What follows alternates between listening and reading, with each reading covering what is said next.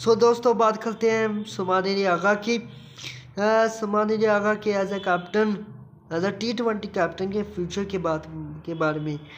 सो देखिए, जिस तरह हम जानते हैं कि रिसेंटली पाकिस्तान की जिस तरह परफॉर्मेंस रही है वो बहुत ज़्यादा डिसअपॉइंटमेंट रही है। ठीक है, पाकिस्तान ने 10-11 मैचेस जीते पिछले 20 T20s में, लेकिन जो हमने मैचेस जीते वो बहुत ही नॉन टीम से हमने जीते बांग्लादेश से, हमने जीते अफ़गानिस्तान से, यूएसी ओमान से, जिम्बाब्वे से और वेस्ट इंडीज़ से। और वेस्ट इंडीज़ भी अभी वो क्वालिटी के नहीं है। अभी हमने देखा है कि वो किस तरह सिर्फ 2 दिनों में वो टेस्ट हार गए हैं इंडिया से, बिल्कुल नलीफाई कर दिए इंडिया ने। सो अभी वो वेस्ट इंडीज़ भी उस क्वालिटी की नहीं रही। सो उसके अलावा जो उनकी, इसलिए बहुत से एक्स क्रिकेटर्स और बहुत से लोगों का ये कहना है कि वो एज अ क्वालिफाई नहीं करते, एज अ प्लेयर ही नहीं क्वालिफाई करते T20 के लिए। वो अच्छे प्लेयर हैं वनडे के टेस्ट के, पर अगर आप देखेंगे अगर वो आपने उन्हें सेलेक्ट करना एज अ T20 प्लेयर तो वो क्वालिफाई नहीं करते। एक तो उनकी जो रिसेंट परफॉर्मेंस रही है एशिया कप में 5 मैचों में 85 रन से, एक आधी और उससे पहले जो ट्राई सीरीज हुई थी उसमें से सिर्फ एक में उन्होंने 50 बनाई थी और 11 की एवरेज है उनकी रही एशिया कप में। तो बहुत ही डिसअपॉइंटमेंट परफॉर्मेंस रही उनकी। इसके अलावा अगर वो जिस नंबर पे आते हैं, ठीक है, उधर थोड़ा सा अगर उधर ऊपर से विकेट चली जाती है तो आपने अपने इनिंग्स को बिल्ड करना होता है। तो कैसे करना है? ऐसे तो नहीं करना है कि आप डॉट खेलते रहे अपने ऊपर प्रेशर ले रहे, इससे आप भी फंस जाते, स्टक हो जाते और बोर्ड भी नहीं चलता, रन भी नहीं चलता, वो टीम भी फंस जाती है। उसको आने वाला अगर आप आउट हो जाते हैं ये इसी जूनिंग स्टकनेस, सो जो नया बैटर आएगा उसके ऊपर भी प्रेशर होता है। सो नेक कैसे बिल्ड की जाती है? आप रोटेशन ऑफ स्ट्राइक करते रहते हैं और एक आध आपको बॉडी मिल जाती है, उससे क्या होता है 6-7 की आपको एवरेज ऐसी मिलती रहती है। आप देखें ना, जहाँ पर पाकिस्तान के कितने 113 रन पे एक आउट था, वहाँ क्या करना था? सिर्फ रोटेशन स्ट्राइक ही करनी थी ना, स्ट्राइक करते रहते, साथ ही का बॉडी में आता रहता। लेकिन सुमाने अगर ने वहाँ भी थोड़ी सी रिस्पॉन्सिबल शॉट खेली जिसकी वजह से वे आउट हो गए। और जहाँ पर उनका रीडिंग फ्रॉम द फ्रंट करना था एज अ कैप्टन के, तो वो निकल सके। सो उनकी परफॉर्मेंस खासी डिसअपॉइंटमेंट रही है, इसलिए उनकी स्ट्राइक रेट भी 85 की रही है, जो कि 85 की इस दौर में क्या होगी? कुछ नहीं। इसी बुनियाद पे तो आपने बाबर आजम और रिजवान को बात किया था, उसकी 129 की बाबर आजम की स्ट्राइक रेट है। सो उनकी तो आपसे भी अच्छी है। तो इससे क्या आपने मिसाल की कम की या कैप्टन के तो leading from the front lead करना था, हमने नहीं किया। सो बट अभी मैं जो आपको बात बताने वाला हूँ इस वीडियो में वो ये है कि शामिलत हुई है बोर्ड में पीसी में उसमें जो सेलेक्टर्स हैं और टीम मैनेजमेंट कोच, जो पीसीबी कोच और सेलेक्टर्स हैं वो अभी भी बैक करना चाहते हैं सुमानी आगा को T20 वर्ल्ड कप तक एज ए कैप्टन के तौर पर उनको कंटिन्यू रखना चाहते हैं। बट पीसीबी जो ऑफिशियल्स हैं वो इस बात से एग्री नहीं कर रहे। वो उनकी परफॉर्मेंस से काफ़ी डिसअपॉइंटमेंट है और वो उनको साबजान उनको रिप्लेस करना चाहते हैं। अब अगर हम देखें कि रिप्लेसमेंट के तौर पर देखें तो कौन सा हो सकता है? मेरे ख्याल में जो अगर आपने रिप्लेस करना है सो उसके तौर पर I think Fakhar Zaman is good. Fakhar Zaman जिस तरह एक सबसे सीनियर खिलाड़ी है पूरी जो टीम में, वो सबसे ज़्यादा सीनियर है। इवन के वो शहनशाह अफरीदी से भी सीनियर खिलाड़ी है, काफ़ी सीनियर पहले खेलने लगा। सो एक जो फादर फिगर्स की एक कमी होती है जो कि हमेशा से हम इस रही है पाकिस्तान को। पहले का आपके पास थे सरफराज अहमद, तो वो भी आपने उनको जल्दी वो उनके साथ बिल्कुल गलत हुआ है, जो है उन्हें नहीं हटाना चाहिए था, लेकिन दैट्स अ पासिंग।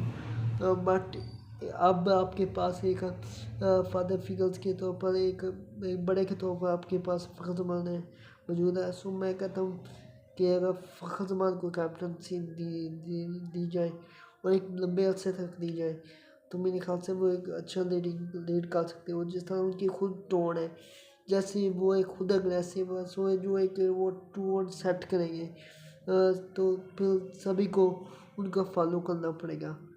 सो थोड़ा सा कंसिस्टेंट होना पड़ेगा, वो हो जाएंगे जिस तरह मुझे लगता है। फ़खर ज़मान पर जिस तरह की उनकी टोन है, जो उनका एक माइंड सेट है, किलिंग इंस्टेंट है उनकी भी। मैंने अगर मेरे हाथ में अगर मैच आ गया तो मैंने पूरी कोशिश करनी है कि मैं मैच को ख़त्म कर दूँ। सो ये चीज़ अभी भी उनकी अच्छी परफॉर्मेंस रही है। मेरे ख्याल से पूरे एशिया कप में चौथे नंबर पर वो सबसे ज़्यादा रन बनाने वाले थे, 151 या 200 के दरमियान उनके रन थे। सो इस एशिया कप में भी उन्होंने परफॉर्म किया है। एशिया कप में भी उन्होंने परफॉर्म किया, खासकर जब वो ओपनर आए तब सो वो एक अच्छे लीडर फ्रॉम द फ्रंट कर सकते हैं। इसके अलावा शहनशाह अफरीदी की चॉइस है, पर आई गो विद फ़खर ज़मान। सो ये मेरा पॉइंट है। आप इसके बाद में क्या सोचें? आपके मुताबिक क्या समाने रागा को हटा देना चाहिए या उनको बैक करना चाहिए? थोड़ा सा और टाइम देना चाहिए? अगर उनको हटाना चाहिए तो उनकी क्या रिप्लेसमेंट हो सकती है आपके ख्याल में? कौन सा कैप्टन है जिसको एक बार देनी चाहिए तो फिर लंबे अरसे देने तक देनी चाहिए? उन्हें मुकम्मल सपोर्ट करना चाहिए, चाहे लॉस आए या फिर ना आए। इंडिया या ऑस्ट्रेलिया दूसरी टीमों ने सक्सेसफुल रही है तो उन्होंने एक बार जिसको कैप्टन बनाया है उसको फिर लंबे अरसे तक बैक किया है। धोनी पहले थोड़े से लॉस में आए तो उन्होंने भी मैच हारे थे, लेकिन उनको बैक किया गया लंबे अरसे तक और फिर उन्होंने फिर जो रिजल्ट दिए वो दुनिया के सबके सामने। इसी तरह विराट कोहली ने भी टेस्ट में जो कमाल किया। अभी सूर्य कुमार यादव देखिएगा उन्हें चाहे मैनेजमेंट चेंज हुई लेकिन वो एज कैप्टन के तो पढ़ाएंगे, उन्होंने मुसलसल बैक किया रहेगा। अब ये देखना है कि मेरे ख्याल से तो तीनों फॉर्मेट का एक कैप्टन होना चाहिए। सो क्या या फ़खर ज़मान, मेरी चॉइस तो T20 के लिए फ़खर ज़मान है। अगर मोहम्मद रिजवान एंटर होते हैं T20 में सो फ़खर ज़मान, रिजवान और शहनशाह अफरीदी, ये तीन ऑप्शन है। बाबर आजम को वापस नहीं लेनी चाहिए। अगर ऑफर भी हो ना कैप्टनसी तो बाबर आजम को नहीं लेनी चाहिए। अब वो एज कैप्टन के तौर पर मेरे ख्याल से वो थोड़ा प्रेशर आ जाते हैं। एज प्लेयर उन्हें खेलना चाहिए। ये नहीं होता कि हर अच्छा बैटर अच्छा कैप्टन भी हो। सचिन तेंदुलकर ग्रेट प्लेयर थे लेकिन उन्होंने समझा कि मैं एज कैप्टन के तौर पर अच्छा नहीं परफॉर्म कर सकूँगा, सो एज अ प्ले खेलते रहे। इसी तरह विराट कोहली ने जब देखा कि मेरा उस तरह मेरे ऊपर प्रेशर आ रहा है, मैं उस तरह परफॉर्म नहीं कर रहा, सो उन्होंने कैप्टनसी छोड़ दी और फिर एज अ प्लेयर के तौर पर कंटिन्यू किया। सो जिस क्लास के बाबर आजम क्वालिटी के प्लेयर है ना, उन्हें एज अ प्लेयर के तौर पर खेलना चाहिए। और पाकिस्तान टीम के लिए बहुत लंबा अभी आपने और अच्छा लंबा सा सर्व करना है और पाकिस्तान के काफ़ी बड़े एसेट हैं जो उनका एक है ना एक बिल्डिंग टीम को जोड़ने वाले उनके इर्द गिर्द बाकी आप अच्छे हाई स्ट्राइक रेट के बैटर रख सकते हैं, लेकिन उनका काम इनिंग्स को बिल्ड करना और एक कंटिन्यू रखना है, कंटिन्यूस प्रोसेस रखना, ये उनका काम है। वो बहुत क्लासी आप पाकिस्तान के लिए मैच विनर बने।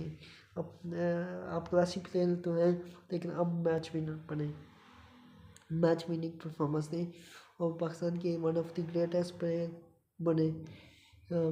आप सुपरस्टार हैं पाकिस्तान की इस वक्त, दुनिया के नहीं लेकिन पाकिस्तान के लिए सुपरस्टार जरूर है। सो बाबर आजम को नहीं कैप्टनसी लेनी चाहिए। सो फ़खर ज़मान मेरी चॉइस है। T20 के लिए आपके लिए कौन सा हो सकता है? क्या रिजवान को या शहनशाह अफरीदी को क्या और शान मसूद टेस्ट के कैप्टन? मेरे ख्याल से तीनों का एक कैप्टनसी होना चाहिए? आपके ख्याल में तीनों के अलग अलग कैप्टन होने चाहिए, एक होना चाहिए? कमेंट में बताइएगा। सो इसके अलावा मैं बात करूँ बाबर आजम की T20 सिलेक्शन के बारे में। सो बाबर आजम की T20 सिलेक्शन के बारे में भी बात हुई है। सो जो टीम मैनेजमेंट है वो उसने ऑब्जेक्शन राइज़ किए हैं बाबर आजम की सिलेक्शन की T20 में। बट पीसीबी चाहता है कि पीसीबी के कुछ ऑफिशियल्स चाहते हैं कि उन्हें इंक्लूड, मैं कहता क्यों नहीं इंक्लूड करना चाहिए? आपको T20 में भी एक ऐसा बैट्समैन चाहिए होता है जो कंसिस्टेंट हो, और जब ऊपर से आउट हो जाए तो वो इनिंग्स को बिल्ड कर सके, और वो बाबर आजम बखूबी कर सकते हैं। ठीक है, वो थोड़ा सा टाइम लेते हैं लेकिन इतना भी टाइम नहीं लिया। अगर वो सेंचुरी भी करते हैं तो वो 80 बॉल पर 100 नहीं करते, वो 56 बॉलों पर 100 करते हैं। उन्होंने किया 200 की पार्टनरशिप भी तो उन्होंने दी है ना, 200 की, बिल्कुल नॉट आउट। 200 की उन्होंने 2 3 बार की है। सो उनकी हेल्थ स्ट्राइक रेट भी है।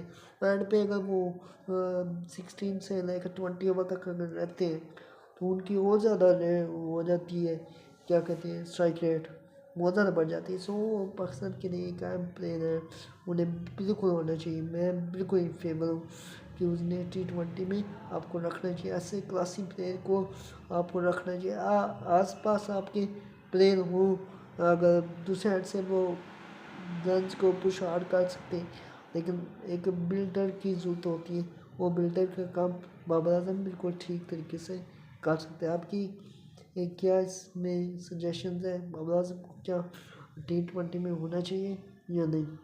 आपकी इसमें बारे में क्या कमेंट है? अपनी राय का इज़हार कीजिएगा।